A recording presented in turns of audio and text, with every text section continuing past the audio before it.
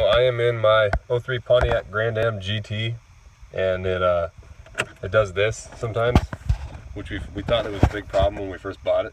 Got it from the dealership, and you go to start it. You go to crank to start, and nothing happens. So we replaced the starter and stuff. That's what time it is right now. I don't know if you can see it. Yeah. We replaced the starter, and see this light up here blinking? The security light. Basically, that's the reason why it won't start.